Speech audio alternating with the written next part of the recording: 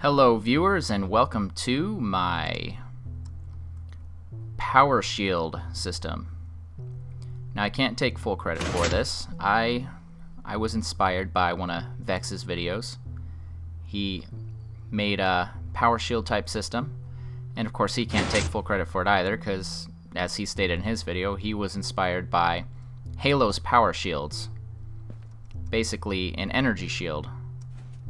And so to start off, let's just simply say we have a regular clock, and that's blink, blink, blink, blink, blink, and activating a bunch of test fours. So every time each of these blocks gets a flash, it's checking for a very specific condition to be true. This is what I call Etho's hopper clock. Now I don't know that Etho invented this clock, but it was on one of his videos that I first saw it. I simply have these on here so I can disable it. You don't really need one on each. Or you could even just break that if you wanted to temporarily disable it. But it makes a lot of noise piston-wise. This block right here is a single chunk, and map spawn is located within this. So in theory you would have this at your map spawn. You would obviously higher up have some type of surface here where the player would come into the world. You'd probably either immediately or have some sort of setup to take them away and have the actual map off in the distance. That way this area would be unloaded for the players playing on the map if you were doing multiplayer, and that way only the server would have to have this area loaded, so you wouldn't be bogging down everything. Now all that, some of you might still not know, what exactly is a power shield? The idea of the power shield, and I got this redstone in my inventory, bonk. Let's hit survival mode. The idea of a power shield is using the potion effect absorption as kind of a buffer. Let's initiate upgrade A, and you hear that little sound, and none of these sounds need to be permanent. That's just trying to experiment with, let's give these things some sound effects. And now you notice I have 2 yellow hearts. And if we go into our inventory, you'll see I have absorption for an undisclosed amount of time. Now that little ding-dong sound, that's a funny thing to call it, is when your shields refresh. Now you don't actually need your shields to refresh with something like this. This whole thing could be taken out.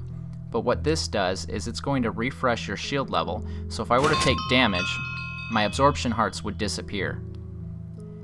And when this ticks back over about every 20 seconds, it will regenerate all of my hearts that I should have based on the current shield level, based on the current absorption level.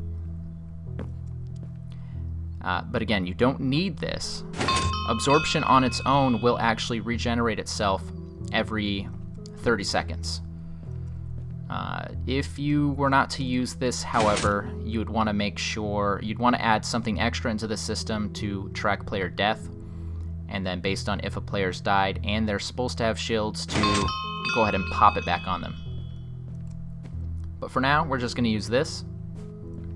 So I'll look at the details. Since this is running right now, this is going to regenerate shield level 1.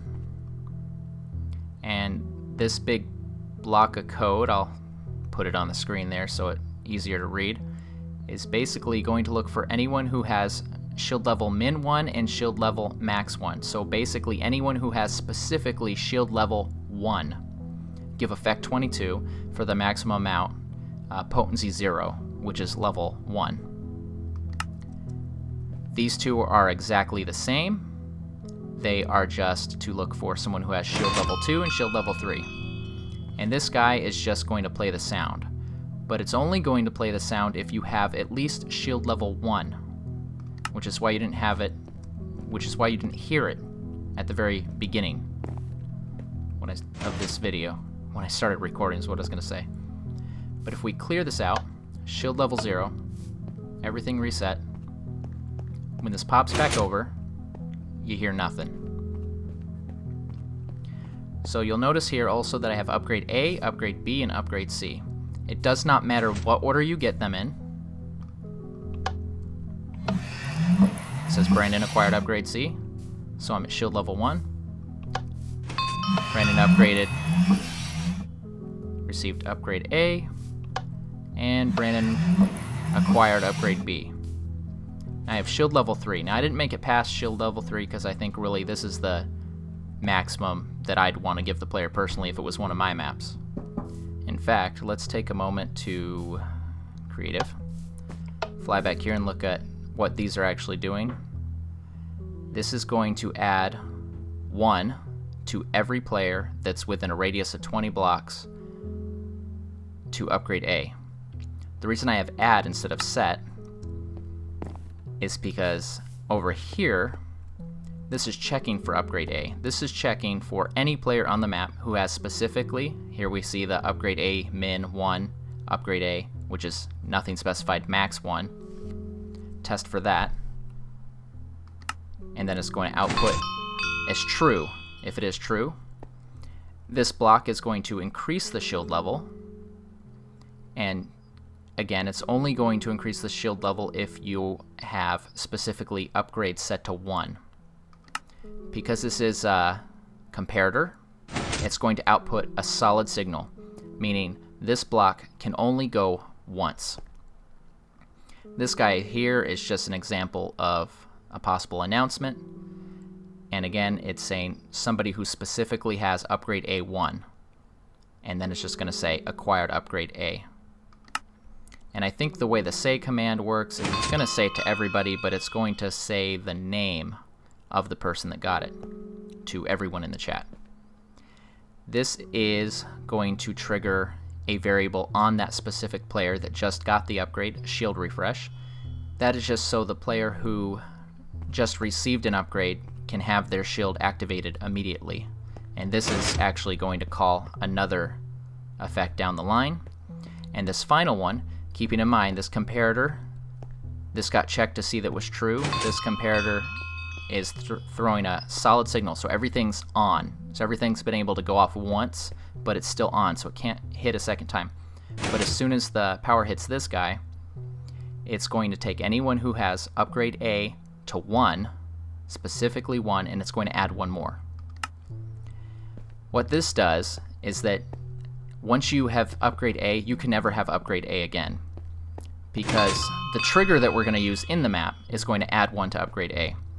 When upgrade A goes to 1 for the first time, because you started at 0, you're going to get the effects of upgrade A, which is going to raise your shield level by 1. And then upgrade A, your upgrade A value is going to go to 2. So even if you were to try to glitch the system to continuously receive upgrade A, you would not be able to. It wouldn't matter. You can't break the game that way. So same for upgrade B. See, I'm already at level 3. I've already activated all these. This is specifically so every player in a multiplayer map can have different upgrades. And what I mean by that is I could go to the area of the map, let's just say for example a dungeon where upgrade A is located, and I can receive it, and somebody else can go to the dungeon that has upgrade B at the end. Well, we're both going to be shield level 1. I have to go to the dungeon with upgrade B and the dungeon with upgrade C myself. Now, of course, we could all go there as a team and all get upgrade A at the same time. But the point is, we all have to do it. This next chain is exactly the same, except it's just for upgrade B, and this third chain is exactly the same, except it's for upgrade C. Now we'll jump over here to shield refresh. This is a test for, simply testing for any player that has refresh. And the player would only have refresh 1 after getting an upgrade, and in one other case, which is a little extra thing that I've added, which we'll go over at the end. This is going to refresh shield level 1, refresh shield level 2, and refresh shield level 3. It basically is doing the same thing as these, except it's set up in such a way that it only applies to the players that we're calling for a shield refresh to be. And here you can see where it's specifying shield level must equal exactly level 1, and shield refresh must be at least 1, because shield refresh is either going to be 1 or 0, so we don't need to specify as much. I love to have code as short as possible, except sometimes you really probably want to be able to tell based on all these command blocks. but I really love trying to figure this stuff out and see what I can make. This guy's just going to play the sound effect, and we have a little extra thing in here that says as long as shield level is at least 1, and that's because I do not want this to play for players who currently have their shields disabled. More on that in a moment, and this is just going to set shield refresh to 0 for all the players. So we have one last variable here, disable shields and enable shields, and this is controlling the same variable. It's called shields enabled, which might be a little confusing, but basically I'm using that to control whether the shields are enabled or disabled. And I just thought it would be cool to have areas in the map where you're walking along, do with your shield. Let's get our shield back on, huh? Oh, it's on. Let's just run through this again. Upgrade A, upgrade B, upgrade C. So now we got a full shield. And let's say we're walking along in the map and we enter an area of high flux or electromagnetic whatever, or for some reason, whatever, for that part of the map, the map maker, the map maker decides, I want to disable the shields. Well, bam. My shields are disabled. And you'll notice on the right, my shield level is at -7. It simply subtracts 10 so that later we can add 10 back. That way it can save your shield level. While my shield level is below 0, there's a lot of things that won't happen. When this goes over, it won't replenish because my shield level isn't 1, 2, or 3. When it goes through a refresh, for example, if I had everything reset, so right now my shield should be enabled. I get upgrade B. I go through an area where my shields get disabled. And now I get upgrade C, upgrade A. I'm still getting the upgrades. It's still storing that I have A, B, and C, and it's still counting on my shield level, but I won't actually hear the sounds. That was important to me because it was still playing the sounds at first. Let's re-enable our shields. And let's see, so to best explain this in the least complicated way, I'll get a picture and I'll put it up, and let me change my displayed variable on the side of the screen there. Okay, so if you look at the right side of the screen, you notice it's changed. Shield enabled. Right now it's at 0. That's the default state. So at 0, everything's going to work like it should. Enable shields.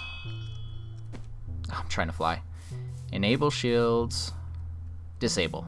Let's look at disable shields.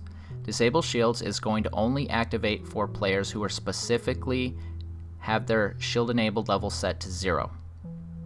Or shield enabled score set to 0 would be a better way to say it. And then it will just simply change it to 1. And you can probably guess what's going to happen. Over here, we're checking for shield enabled 1, which is basically the value 1 is a call to disable. So once that's true, it's going to run this, which is simply going to clear the effect of anyone who has specifically their shield enabled set to 1. Do I have a block under here? No. And then it's going to play its sound, the disable sound. And again, it's going to only play for people who have shield level min and current 1. So shield level score 1. And then it's going to subtract, remove 10 points from shield level. Again, specifically for those players. And then it's going to set your shield enabled score to 2. This is so, I imagine the shields disabled is going to be in an area where you want to have a player sensor, and that might be done with a spawner. Well, it might just be activated multiple times, but it's not going to do anything bad to the system. It's not going to mess up any variables or screw up any part of this. And that leaves us with shields enabled. Now this is going to look for shields enabled equals 3. And when it finds someone that has shields enabled 3, it's going to add 10 to your levels. So it's going to basically restore your current level state, and then it's going to call for a refresh. And this is similar to after you've gotten an upgrade. It's essentially doing the same thing. That way, as soon as your shields are re-enabled, it will run through the refresh thing and restore your shields, restore your absorption potion effect, put it back on you. And then this is just going to set those players' shield enabled level to 0, so they are ready to be disabled again, and so that they cannot be re-enabled, so that you can't activate the same thing multiple times. Okay, that's a lot of information, but I will have a download in the video description below, and let me think if there's anything specific I want to point out for this system. Reset everything, give us just a couple levels. And there's one thing else I wanted to show. I was using this max duration, and I was concerned, was there a reason in Vechz's original video that he was trying to give 20-second refresh as well as only 20 seconds of the potion effect? And I was concerned, well, if I use that crazy high limit, will it not refresh? But here I have an infinite amount of time practically. It's in the hours, I think. And it still refreshes. It doesn't matter because it's applying the same level of effect. So currently I think I'm shield level 2, and this is going to apply potency 1, which is shield level 2, and it's the same. So as long as it's the same, it will still give me that effect. Now there's a few things you could do different, but this system is set up in a way that I think would work for what I would want to use. I'm not sure I'd want the 20-second reset. The potion is made as is to have a 30-second refresh, and I might just have it that way. But the thing is, with this, you could play a sound every time there's a refresh. Not that it's necessary. Not that I'd even know that I'd want it, because basically that would be playing the whole map. That'd be kind of annoying. And then the other thing I was looking at is just, if you had a button that was going to enable one of these, how well could you hide the thing? So you could have command blocks here, command blocks here. I just use the lights because the lights will show you what's actually going to receive power. So that's a good tip too. If you're ever trying to figure out redstone or what's getting power or what's not. Basically this block gets powered and block powers everything around it. Same with that guy. And that's it. Let me know what you think in the comments section below. Let me know if you're going to use this in something. Let me know if you'd want to see it working any different. As is, it will keep track of players' shield level separately.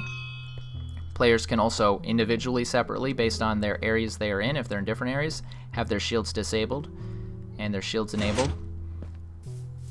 The things that trigger the effects, like the upgrades and the enabling the shields and the disabling shields, are intentionally made so they can just be in one command block, so you don't have to hide a bunch of redstone or command blocks or stuff everywhere you want to have these things triggered.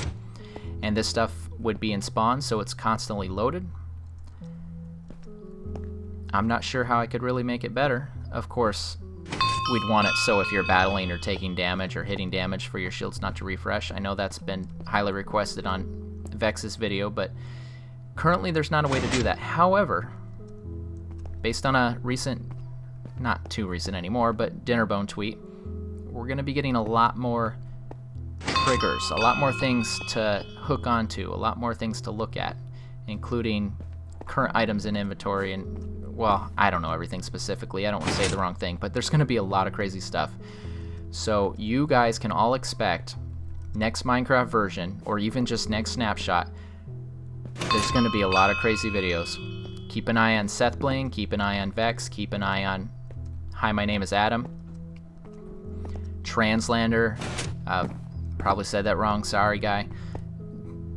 All of the people you know you should be watching. I'll put some links in my video description as well, in case you're not following those guys and you want an easy way to get to them.